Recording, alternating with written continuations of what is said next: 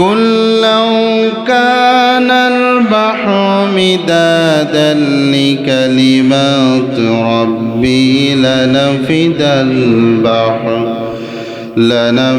البحر قبل أن تنفد كلمات ربي ولو جئنا بمثله مددا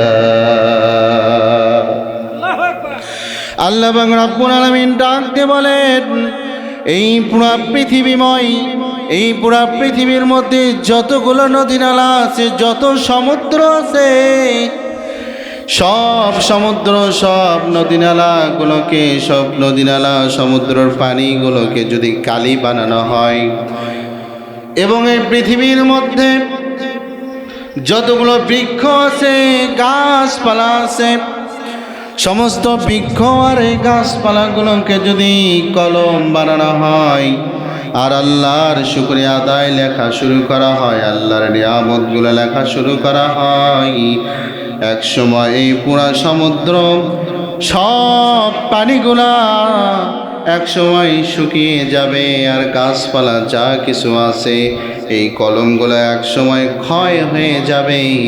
তারপরও আমার আল্লাহর নিয়ামত শুকরিয়া আদায় করা শেষ হবে না। সুবহানাল্লাহ। অথচ আমরা নামাজ পড়তে চাই না, আল্লাহর হুকুমগুলো মানতে চাই না, আল্লাহর পথে আমরা চলতে চাই না, ঠিক কিনা? আল্লাহর পথে আমরা চলতে চাই না, নামাজ পড়ি না, অথচ আবার বলি আমরা ঈমানদার। আমরা কি ঈমানদার? আমরা দাবি করি আমরা ঈমানদার। আমরা মুখে বলি একটা, কাজে আর একটা। আল্লাহ দেখেন কি বলতেছেন, ওয়ামিনান নাসি মান ইয়াকুলু আমান্না বিল্লাহি ওয়া বিল ইয়াউমিল আখির ওয়া মা হুম বিমুমিনিন।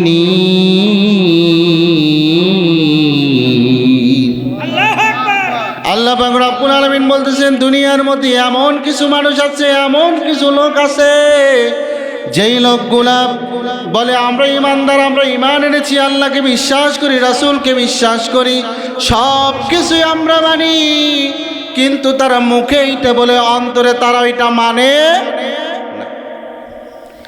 তারা মুখে এইটা বলে, অন্তরে তারা ওইটা মানে না, অথচ তারা এইভাবেই চলাফেরা করে, এই কথাগুলো বলেই যে আমরা আল্লাহর দলে আছি, আল্লাহর পথে আছি, এই কথাগুলো তারা বলে বেড়ায়। কিন্তু আসলে আমাদের কর্তব্য হলো এইটা, যে আমরা মুখেও যেটা বলবো, অন্তরেও সেটা রাখবো। এইটাই হলো ঈমানদারের পরিচয়। বলি সুবহানাল্লাহ। এইটাই হলো ঈমানদারের পরিচয়। আমরা মুখে যেটা বলবো, আমাদের অন্তরেও সেটা থাকতে হবে।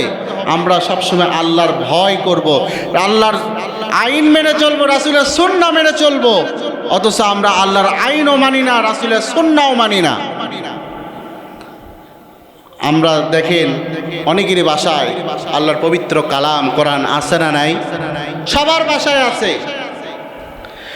এই কোরআনটা মানুষের বাড়িতে যে খোঁজ নিয়ে দেখেন, আল্লাহর যে পবিত্র কালাম, যে কোরআন ধুলা বালু পড়ে একাকার হয়ে গেছে, কোনোদিন ওই কোরআনটা নামায়ও না, বুকে আঁকলে ধরেও না, চুমাও খায় না, আবার কোরআনটা তেলাওয়াত করে না।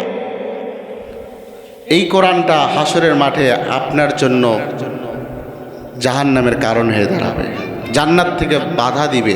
কেন? কারণ আপনার কালাম, আল্লাহর কালাম, কোরআনটাকে সে তেলাওয়াত করে নেয়, পড়ে নাই, যত্ন নেয় নাই।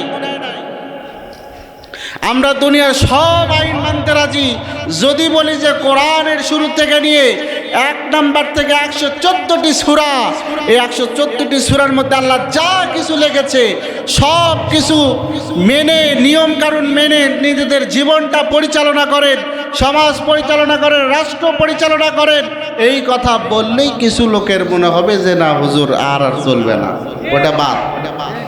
কথা বলে মনে করবে যে ওইটা আর চলবে না। তারা বলে যে হুজুর কোরআন থাক, কোরআন একটা সাইড করে দেন, ওটা বাদ দিয়ে দেন, ওই আয়াতই বাদ দেন। কই আল্লাহর কাছে তো যা বললেন না যে আল্লাহ এই যে আয়াত দিয়েছেন, এই আয়াতটা আপাতত কাটিয়ে দেন, বাদ দেন, এই আয়াত আর শুনতে ভালো লাগে না। বলছিলেন যত স্লিপ সব হুজুরে গেছে, হুজুর এই আয়াতই বাদ দেন, এটা চলবে না। আল্লাহ পাক রব্বুল আলামিন, ছোট্ট একটা উদাহরণ, এই যে এখানে মাইক চলতেছে, লাইট চলতেছে, আমি মাইকে কথা বলতেছি, কথাটা বাহিরে যাচ্ছে। আচ্ছা বলেন তো, আমি যদি এখান থেকে শুধু দোয়া করে আল্লাহ এই মাইকটা বন্ধ হয়ে যাক, এই লাইটগুলো বন্ধ করে দাও, বন্ধ হবে? হবে? হবে না। কারণ মাইক ম্যানের কাছে কি আছে? সুইচ আছে, আছে না নাই?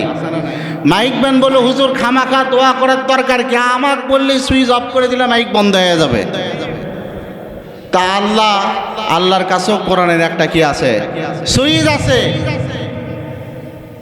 বাংলাদেশে যতই আপনি চিন্তা করেন যে কোরআনকে বাদ দিব, কোরআন চলবে না, কোরআনে ও আয়াত বাদ দিব, কোরআন পাশে রেখে দিব, ও পড়ব না, কোরআনকে আউট করে দিব, বিলুপ্ত করে দিব, আপনি যতই লাফালাফি করেন, আল্লাহ বলতে সুইচ আমার হাতে, তুই যতই লাফালাফি কর ওই কোরআন বন্ধ করতে পারবি না। আল্লাহ বলতে সুইচ আমার হাতে, আমি সুইচ অফ করা না পর্যন্ত এই কোরআন তোর অফ করতে পারবি না। বহুতবার চেষ্টা করেছিল কোরআনটাকে বাদ দেওয়ার, কোরআনটাকে বিলুপ্ত করার, কিন্তু তারা পারে না। কসমিন করা তারা পারবেও না। কারণ এই বাংলার জমিনে পুরা পৃথিবীময় আল্লাহ বলতেছেন যে পৃষ্ঠার লেখাটা যদি মুছে ফেলো, আমি ছোট ছোট বাচ্চার সিনার মধ্যে, অন্তরের মধ্যে 30 পারা কোরআন আমি বিদ্যমান করে দিয়েছি বলি সুবহানাল্লাহ। দেখে আজকাল দেখে আশ্চর্য লাগে, কিছুদিন আগে মাদ্রাসার একটা ছাত্র 4 বছর বয়স, ওর সিনার মধ্যে আল্লাহ 30টা পারা কোরআন ঢুকাই দিয়েছে বলি সুবহানাল্লাহ। কিভাবে কোরআন বন্ধ করবে? আমার প্রিয় ভাইরা, এই জন্য আল্লাহর হুকুম আমাদের মানতে হবে। আল্লাহ যেরকম কোরআনে বলতেছেন যে আল্লাহর হুকুম মানলে আমাদের কি লাভ, হুকুম মানলে আমরা কই যাব? আল্লাহর হুকুম আহকাম সব কিছু মানলে আমরা যাব জান্নাতে বলি সুবহানাল্লাহ। আল্লাহ রাব্বুল আলামিন বলেন, ইন্নাল্লাযীনা আমানু ওয়া আমিলুস সালিহাতি কানাত লাহুম জান্নাতুল ফিরদাউসি নুজুলা। আল্লাহু আকবার।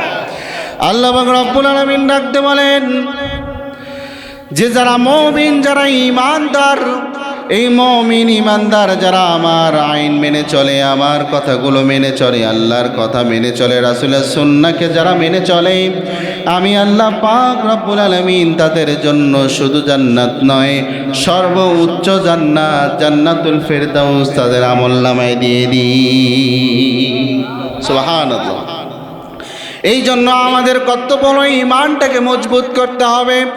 আল্লাহ কোরআনের মধ্যে ঈমান কিভাবে আনবেন সব ডিটেলস দিয়ে দিয়েছে, রহমত দিয়ে দিয়েছে, বরকত দিয়ে দিয়েছে, সব কিছু আল্লাহ কোরআনে দিয়েছে। আল্লাহ বলতেছেন, ওয়ানাজ্জালনা আলাইকাল কিতাবা তিবয়ানাল লিকুল্লি শাইইন ওয়া হুদাও ওয়া রাহমাতাও ওয়া বুশরা লিল মুসলিমিন।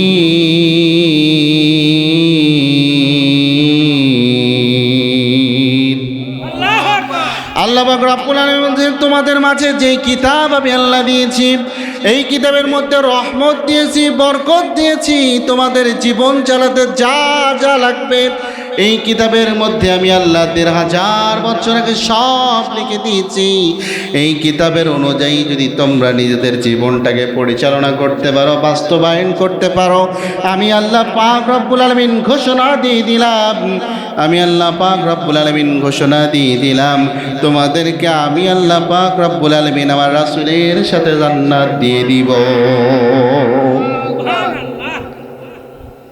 তাহলে আমাদের কর্তব্য হলো আল্লাহর কোরআনের আহকাম, নিয়ম কানুন, আল্লাহ কি বলেছেন, আমাদের সব কিছু মেনে চলা। যেমন আল্লাহর এক সাহাবী, এই সাহাবীকে ইসলাম ধর্ম গ্রহণ করার জন্য তার কিছু দলবল এই খবরটা পেল অমুক জনে ইসলাম ধর্ম গ্রহণ করেছে। এই ইসলাম ধর্ম যে গ্রহণ করেছে, এই ইসলাম ধর্ম থেকে বাদ দিতে হবে, ইসলাম ধর্ম থেকে ওকে টানিয়ে আনতে হবে। আগে যে দলে ছিল ওই দলেই তাকে আনতে হবে। এইটা করার জন্য তারা তাকে হুমকি দিল, ধামকি দিল, বলল যে ইসলাম ধর্ম বাদ দাও, মুসলমানের ধর্ম বাদ দাও, এগুলো সব বাদ দিয়ে তোমরা আমার দলে চলে আসো, তুমি আমার দলে চলে আসো। আগে যেরকম আমার দলে থাকা অবস্থায় চেয়ার পেয়েছিলা, বড় বড় ক্ষমতা পেয়েছিলা, এর থেকেও দ্বিগুণ ক্ষমতা আমি তোমাকে দিব, তবে শর্ত একটাই, ঈমানটাকে বাদ দিতে হবে, মুসলমানের কাজকর্ম বাদ দিতে হবে, আল্লাহকে ভুলে যেতে হবে। কিন্তু যেই ব্যক্তি আল্লাহকে ভুলে যাবে, যার কথা বলা হচ্ছে, সে বলতেছে আমি তো ঈমান একবার গ্রহণ করেছি, কালেমা পড়েছি, এই ঈমান গ্রহণ করার পর ঈমানের মধ্যে এত মজা, কালেমার মধ্যে এত মজা, আমি এটা ছাড়তে পারবো না। বলতেছে ভালো করে ভাবো, তুমি যদি এটা না ছাড়ো তোমাকে আমরা মেরে ফেলবো, কর্তন করে ফেলবো। বলতেছে আমাকে যদি তোমরা মেরেও ফেলো, তারপরও আমি আল্লাহর দ্বীন, আল্লাহর ইসলাম, আল্লাহর কোরআন থেকে আমি এক পাও পিছু সরব না। তাদের ঈমানটা মজবুত কেমন। এরপরে এই কথা বলার সাথে সাথে তাকে বলল ঠিক আছে তোমাকে আমরা মেরে ফেলবো, চলো। এরপরে তাকে নিয়ে যাওয়া হলো, সাহাবীর নাম ছিল খুবাইব রাদিয়াল্লাহু তাআলা আনহু। খুবাইব রাদিয়াল্লাহু তাআলা আনহুকে নিয়ে যাওয়া হলো। নিয়ে যাওয়ার পরে এই খুবাইব রাদিয়াল্লাহু তাআলা আনহুকে বলতেছে তোমাকে এখনই মেরে ফেলবো, এখনো তোমাকে সময় দিচ্ছি, ওই আল্লাহর রাস্তা বাদ দাও, রাসূলের সুন্নাহ বাদ দাও, ঈমান বাদ দাও, দিয়ে আমাদের পূর্বের ধর্মে আবার তুমি ফিরে আসো। বলতেছে আমাকে যদি তোমরা মেরেও ফেলো আমার কোনো সমস্যা নেই, তারপরও আমি ঈমান ছাড়ব না। শর্ত হলো একটা, আমি তোমাদের থেকে একটু সময় নিতে চাই। কিসের জন্য? বলতেছে আমি একটু সময় নেব এই জন্য আমি 2 রাকাত একটু নামাজ আদায় করে বলি সুবহানাল্লাহ, আমি 2 রাকাত নামাজ আদায় করতে চাই, আমাকে একটু সময় দাও। 2 রাকাত নামাজ আদায়ের সময় দেওয়া হলো। নামাজ আদায় করে আল্লাহর কাছে দোয়া করে এবার দাঁড়িয়ে বলল ঠিক আছে তোমরা আমার সাথে যা যা করবা করতে পারো, আমি প্রস্তুত। বলি সুবহানাল্লাহ, আমি প্রস্তুত আছি। আবারও তাকে বলা হলো যে এখনো সময় আছে, আল্লাহর দ্বীনকে তুমি ভুলে যাও। বলতেছে আমি ভুলতে পারবো না, যা করার তাই করো, কোনো সমস্যা নাই। এই কথা বলার সাথে সাথে কাফেরদের একটা লোক ওই সাহাবী খুবাইব রাদিয়াল্লাহু তাআলা আনহুর ডান হাতে একটা কোপ দিলেন, দেওয়ার সাথে সাথে ডান হাত খুলে গেল। এরপরে বাম হাতে একটা কোপ দিলেন, বাম হাত খুলে গেল। এবার বলতেছে খুবাইব তোমার 2টা হাত কেটে দিলাম, তুমি এখনো স্বীকার করো, না হলে তোমাকে কতল করে ফেলবো, মেরে ফেলবো। এবার খুবাইব রাদিয়াল্লাহু তাআলা আনহুকে এরপরে পাতে যখন কোপ দেওয়া শুরু করবে, খুবাইব রাদিয়াল্লাহু তাআলা আনহু শুধু হাসতেই থাকে আর হাসতেই থাকে। কাফেররা বলতেছে হাত কেটে ফেললাম, রক্ত ঝরঝর করে পড়ে, এই কেন হাসে, কেমন বান্দা, এ হাসতেছে কেন? খুবাইব রাদিয়াল্লাহু তাআলা আনহু বলে তোমরা আমার 2টা হাত কেটে ফেলছো, আমি বুঝতে পেরেছি, কিন্তু আমি এই জন্যই হাসি, আমি চোখটা বন্ধ করে দেখলাম আমি খুবাইব যেন জান্নাতের মধ্যে ঘোরাফেরা করতেছি। সুবহানাল্লাহ, ইমানদারটা কেমন, তার হাত কাটা হচ্ছে, পা কাটা হচ্ছে, তাকে মেরে ফেলা হচ্ছে, সে হাসতেছে এই জন্য, সে বলতেছে যে আমি চোখ বন্ধ করে দেখি আমি যেন জান্নাতের মধ্যে ঘোরাফেরা করতেছি। বলি সুবহানাল্লাহ। অথচ আমাদের নামাজ। কেমন নামাজ? আমরা মুসলমান, কেমন মুসলমান? পরিপূর্ণ মুসলমান এখনো হতে পারি নাই। আমরা যখন কবরে যাব, কবর আমাদেরকে চিনবে না, শুধু আমাদের নেক আমলটাকে চিনবে। নবীর মেয়েকেও কবর চেনে নাই।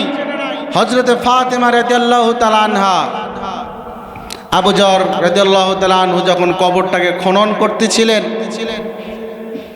খনন করার পর আবু যর গিফারি রাদিয়াল্লাহু তাআলা আনহু বলতেছিলেন যে এই কবরে, তোমার এই কবরে আজকে কাকে রাখা হবে তুমি কি জানো? কবরে জবান দিয়ে বলল যে না, আমি জানি না। বলতেছে তোমার মধ্যে আজকে রাখা হবে বিশ্বনবী হযরত মুহাম্মদ রাসূলুল্লাহ সাল্লাল্লাহু আলাইহি সাল্লামের কন্যাকে। বলি সুবহানাল্লাহ। তখন কবর বলতেছে যে আমার মধ্যে বিশ্বনবীর কন্যা থাকুক আর যেই থাকুক, তার আমল যদি ভালো হয় আমি কবর তার জন্য প্রশস্ত হয়ে যাবে। বলি সুবহানাল্লাহ। আর যদি তার আমল খারাপ হয় তাহলে আমি কবরটাকে চাপ দিতে থাকি। তা আপনি চিন্তা করে দেখেন, আপনার আমলটা কি এখনো পরিপূর্ণ হয়েছে? আপনি কি পরিপূর্ণ ইমানদার হতে পেরেছেন? এখনো পরিপূর্ণ ইমানদার হন নাই। তো আসেন, আপনাদের কাছে অনুরোধ যে পরিপূর্ণ ইমানদার হয়ে আমরা যেন কবরে যাইতে পারি, সেই নিয়ত আপনাদের করতে হবে। সালাত আদায় করতে হবে 5 ওয়াক্ত। আমরা সালাতে প্রত্যেকটা দিন সূরাতুল ফাতিহা তেলাওয়াত করি, আল্লাহর শুকরিয়া আদায় তেলাওয়াত করি, প্রত্যেক দিনই বলি। কিন্তু ওই সূরা ফাতিহার যদি অর্থই আপনি জানতেন, আমার মনে হয় না ওই সূরা ফাতিহার অর্থ জানার পরেও আপনি বেকার রাস্তায় চলতেন বা ঈমান পরিপূর্ণ না এনে চলাফেরা করতেন। আমার এটা মনে হয় না। কারণ যেমন আল্লাহ পাক রব্বুল আলামিন বলেন, ইয়াকা না'বুদু ওয়া ইয়াকা নাস্তাঈন। আল্লাহু আকবার। আল্লাহ পাক রব্বুল আলামিন বলেন, আমরাই বলতেছি ইয়াকা না'বুদু ওয়া ইয়াকা নাস্তাঈন, আমরা তোমার ইবাদত করি, তোমারই গোলামি করি। আমরা বলি না এই কথা? সূরা ফাতিহায় এই আয়াতটা দেখবেন, অর্থ আমরা তোমারই গোলামি করি, তোমারই দাসত্ব করি, তোমারই বন্দেগী করি, তোমার ছাড়া অন্য কারো দাসত্ব বন্দেগী আমরা করি না। ইহদিনাস সিরাতাল মুস্তাকিম। আল্লাহ আমাদেরকে তাহলে সঠিক পথ দেখান, সোজা রাস্তা দেখান। আল্লাহ বারবার বলতেছে ঠিক আছে, সোজা রাস্তা তোকে দেখাবো। তোর সামনে যে সংবিধান দিয়েছি, যে কোরআনটা আমি দিয়েছি, ওই কোরআনটা শুরু থেকে পড়া শুরু কর, শেষ পর্যন্ত পড়তে থাক। বুঝে বুঝে পড়। পড়ার পরে ওই মধ্যে যা কিছু আমি লিখে দিয়েছি, এর আইন নিয়ম কানুন মেনে তুই যদি চলতে পারিস, আমি আল্লাহ পাক রব্বুল আলামিন তোকে জান্নাত দিয়ে দিব। সুবহানাল্লাহ।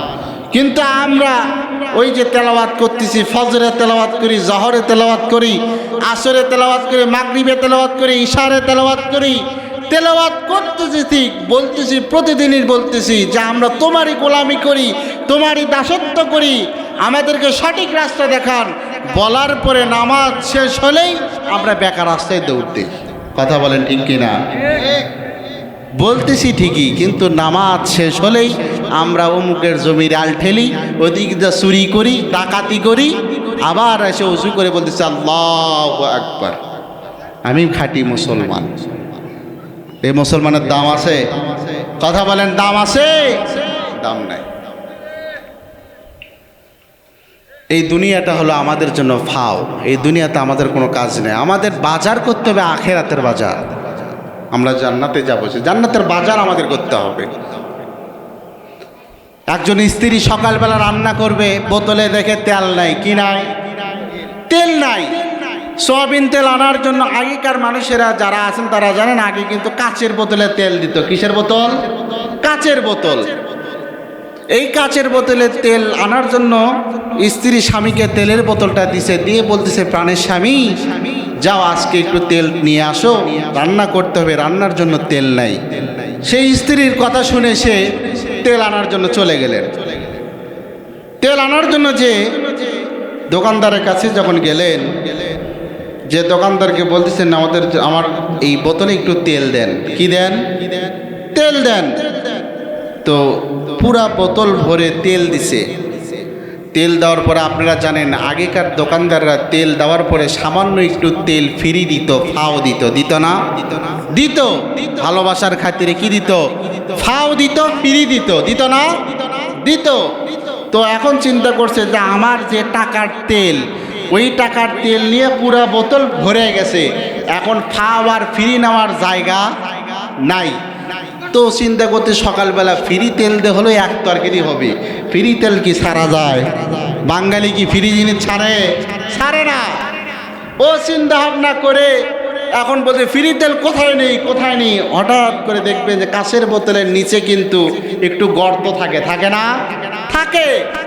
ও এখন কি করছে, ওই কাঁচের বোতলটা নিয়ে এই কাঁচের বোতলে মুখটা ভালো করে লাগায়া কাঁচের বোতলটাকে উল্টা করছে, করে এখন দোকানদারকে বলতেছে ভাই আমাকে এই জায়গায় একটু ফ্রি তেল দেন, ফাও তেল দেন। কিন্তু ফাও ছাড়া যাবে না।